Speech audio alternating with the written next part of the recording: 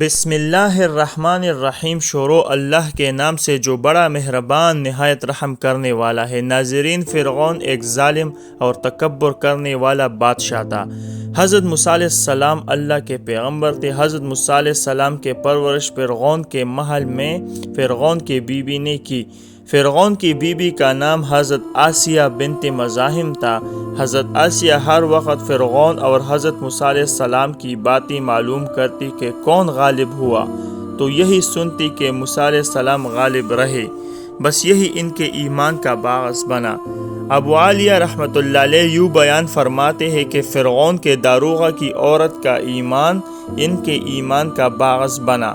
وہ ایک دن فرعون کی لڑکی کا سر گوندھ رہی تھی کہ کنگھی چھوٹ کر گر گئی، تو اس کے منہ سے نکل گیا کہ کفار برباد ہو، اور بعض روایات میں ہے کہ بسم اللہ کہہ کر کنگھی اٹھائی تھی۔ اس پر فرعون کی لڑکی نے کہا کہ تو میرے باپ کے سوا کسی اور کو رب مانتی ہے؟ اس نے کہا میرا، تیرا اور سب کا رب اللہ ہے۔ اس نے غصے میں آ کر اس کو مارا پیٹا اور جا کر اپنے باپ کو بتا دیا۔ تو فرعون نے بلا کر پوچھا کہ تیرا میرے سوا کوئی اور رب ہے؟ اس نے جواب دیا کہ ہاں، میرا رب اللہ ہے۔ فرعون نے اس کو چت لٹا کر ہاتھ پاؤں میں میخیں گڑوا دی اور اوپر سام چھوڑ دیے کہ کاٹتے رہے، لیکن جب دیکھا کہ یہ باز نہیں آتی تو فرعون نے کہا کہ میں تیرے لڑکوں کو ایک ایک کر کے تیرے سامنے قتل کرا دوں گا، باز آ جا۔ اس نے کہا کہ یہ نہیں ہو سکتا۔ اس ظالم نے اس کے ایک لڑکے کو منگوایا اور مار ڈالا۔ انہوں نے اپنے پیارے سے بچے کو بچشم خود دیکھا اور صبر کیا۔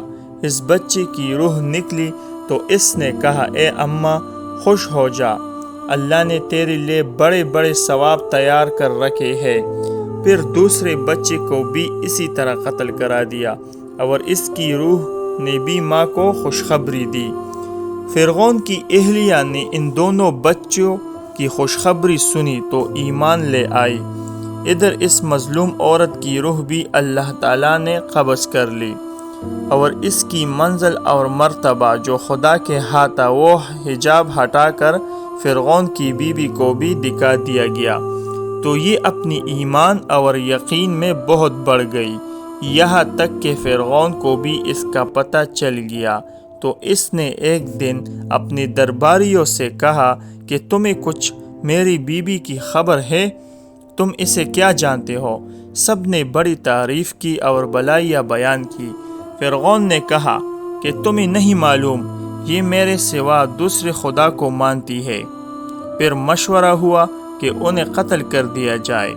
فرعون نے کہا جو بڑی چٹان ملے اسے اٹھا لاؤ اور آسیہ کو چت لٹا کر اسے کہو کہ اپنی عقیدے سے باز آ جا۔ اگر باز آ جائے تو وہ میری بیوی ہے، عزت و حرمت سے واپس لاؤ، اگر نہ مانی تو وہ چٹان اس پر بھی گرا دو، اس کا قیمہ بنا دو۔ جب یہ لوگ پتھر لے کر آئے تو ان کو لٹا دیا اور پتھر ان پر گرانے کے لیے اٹھایا تو انہوں نے آسمان کی طرف منہ اٹھایا۔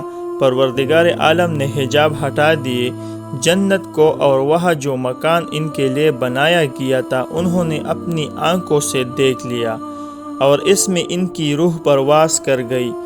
جس وقت پتھر پھینکا گیا تو اس وقت ان میں روح ہی نہ تھی۔